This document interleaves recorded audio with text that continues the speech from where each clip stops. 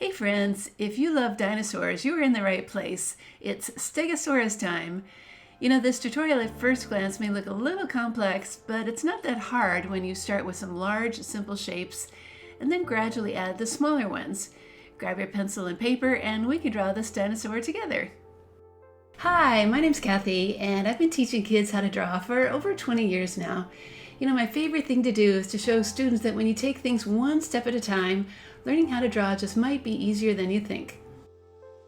You only need a few supplies for this project: a sheet of drawing paper, a pencil, a thin black marker, and some crayons. You may also find a link to a free step-by-step tutorial in the description below. As always, I like to work with center pencil guidelines. They're also on all my tutorials, and they really do help you use your entire sheet of paper. The first thing to do is to draw a large circle that sits a little to the right of the middle of the paper. So I'm making some marks for how tall and wide that circle is going to be. Then I'm putting my pencil on the top, drawing a curve down to that middle line, and then continuing that curve to the bottom for a nice half circle. After one side is done, put your pencil up at the top again and do your best to draw a matching half circle on the other side. It doesn't have to be perfect, just kind of roughly a circle shape. Okay, now for the tail, let's make a mark for where it's going to end, and then put our pencil on that mark and draw a graceful line down and back up and end at the top of that circle.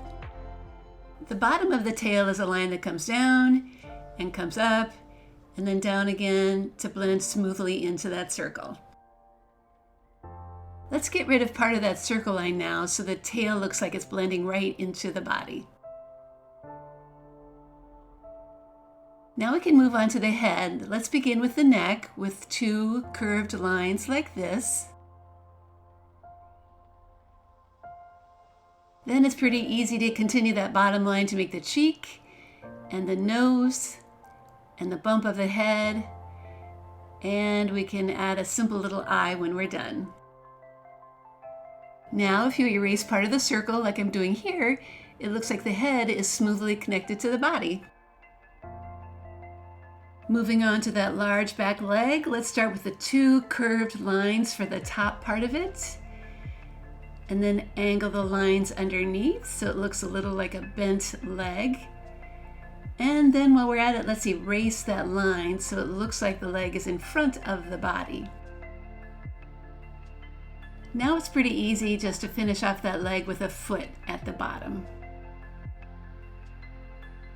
Now we can draw that front leg pretty much the same way. So let's start with the two lines for the top of it, and then make those lines go straight down so it looks like that leg is bent too, and of course erase that one line inside. Afterwards, add a foot to this leg too, just like the one you did in the back.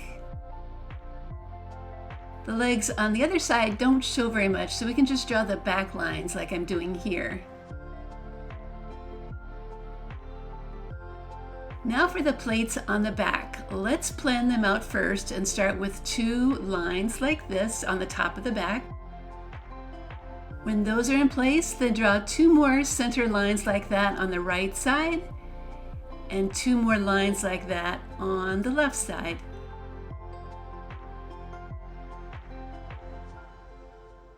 After all those center lines are in place, now it's easy to go back and turn those into plates. I think they kind of look like leaves, so it's a curved line on both sides. It starts at the top and then attaches to the back. Now, to make the Stegosaurus look like it has plates on the other side too, let's just draw the tops of another row like I'm doing here. Moving on to the background, let's begin with a horizon line and a mountain or two, which could easily be turned into a volcano. And a few little bumpy shapes and rocks will also add to a kind of rugged look. Now I can imagine all kinds of fun things to add to this drawing, but I'm going to stop here and trace all of my lines with my thin black marker. Hey, it seems I almost missed an important detail on that tail. We need to add some spikes. Now we're at that point where we need to take a moment to erase any pencil lines we see before we start coloring. The crayons can come out now, and I'm going to make my Stegosaurus light green, and I'm going to make the belly extra light. So I'm starting by using that crayon and coloring very lightly on the neck and the belly and part of that back tail. After the light areas are filled in, then I can use that same crayon and press really hard to make the rest of the body the darkest green possible. Now you could probably get really fancy and blend colors, but I'm just going to go ahead and fill in my Stegosaurus plates a dark brown. My ground is going to be a kind of rust color, and I'm pressing extra hard to make those rocks look a little darker. My mountain is going to be a dark black to make it kind of stand out a little bit more. And the sky a light blue. I know it takes a lot of time to fill in backgrounds, but it does always make drawings look much more complete. To review, in today's lesson, we learned how to draw a dinosaur body with some realistic looking bent legs, and then add some orderly looking plates on the back.